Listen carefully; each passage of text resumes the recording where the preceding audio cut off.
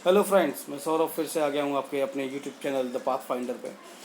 इस बार हम बात करेंगे अपने पिछले वीडियो से थोड़ा सा हट के। हमने पिछले वीडियो में बताया था कि एम्प्लॉयज़ अपनी कंपनी को क्यों छोड़ के जाते हैं, ऑर्गेनाइजेशन को क्यों छोड़ के जाते हैं। इस बार हम बात करेंगे कि कोई भी ऑर्गेनाइजेशन, कोई भी कंपनी एम्प्लॉयज़ को क्यों निकालती है। होता क्या है, हम जब ज्वाइन करते हैं कंपनी में, शुरू के एक साल बहुत अच्छे बीतते हैं। एटलीस्ट 3 महीने 6 महीने तो अच्छे निकलते ही है। इसको बोलते हैं द हनीमून पीरियड। इसमें आपके ऊपर कोई प्रेशर नहीं होता, आप जैसी भी परफॉर्मेंस दे रहे हो केवल उसी को वो मेजर करते हैं और उसके हिसाब से देखते हैं कि आप में कितना कैलिबर है और आप किस हद तक काम के लायक हैं, या आपका जो सीनियर मैनेजर होता है वो देखता है। अब 3 महीने 4 महीने गुजरने के बाद आपकी परफॉर्मेंस को देख करके, आपके कैलिबर को जज करने के बाद में आपसे कुछ एक्सपेक्टेशंस कंपनी बढ़ाती है। आपके सीनियर्स चाहते हैं कि आप अपने जो आपका वर्क है आप उससे हट करके कुछ एडिशनल करें, समथिंग अलग, थोड़ा सा कुछ नया। तो होता क्या है, इन कंडीशंस पे जो एम्प्लॉयज़ होते हैं वो अंडर प्रेशर आ जाते हैं कि यार मैं तो इस काम के लिए ज्वाइन ही नहीं किया मैंने, ये तो मेरा काम ही नहीं है। कुछ ईगो में ले लेते हैं, कुछ हर्ट हो जाते हैं कि यार मेरा ये काम नहीं, मैं ये नहीं कर सकता, मैंने तो इसके लिए कंपनी ज्वाइन नहीं की थी। आप ये नहीं सोचते कि आपके अंदर देखा जा रहा है कि आप जिस पोजीशन पे हैं उसके अलावा और क्या क्या कर सकते हैं, और यहीं पे कंपनी आपको बढ़ने का मौका दे रही होती है, जबकि आपको लगता है कि कंपनी आपको जो जिस काम के लिए आप हो उसको हटा के दूसरे काम क्यों दे रही है। आप ये नहीं सोचते कि कंपनी आपको और मौका दे रही है अपने आप को और साबित करने का, कंपनी के लिए और फ्रूटफुल और भी ज़्यादा यूज़फुल बताने का। यहीं पे हम थोड़ा सा लेग कर जाते हैं, थोड़ी सी गड़बड़ कर जाते हैं और हम ध्यान नहीं देते और हम थोड़ा सा कंपनी से रुष्ट हो जाते हैं।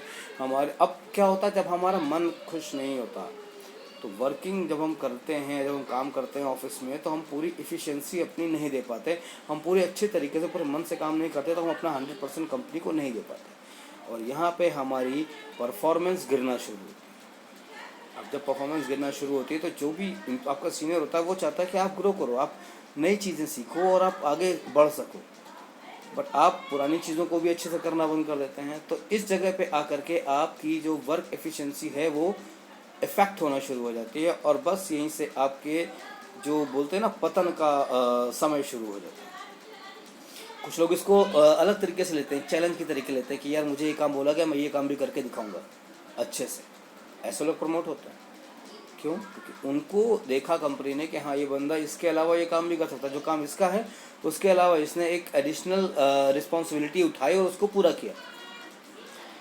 यहाँ पे सबसे बड़ा रोल होता है आपका जो सीनियर है, आपका जो मैनेजर है, वो कि वो किस तरीके से आपकी परफॉर्मेंस को रिप्रेजेंट कर रहा है आगे। वो हम पिछले वीडियो में बता चुके हैं, अच्छा मैनेजर कैसे बने, आप चाहें तो उसको भी देख सकते हैं।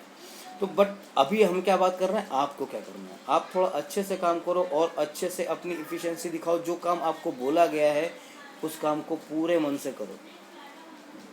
आप कभी भी कंपनी के द्वारा निकाले नहीं जाओगे।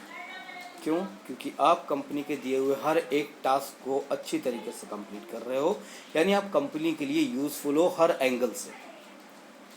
आप कई बार ऐसा सोचते हो कि मैं हायर किसी एक पर्टिकुलर काम के लिए हुआ हूँ, मैं दूसरा काम करूँगा तो मेरी थोड़ी पोजीशन खतरे में आ जाएगी। आप गलत सोचते हो।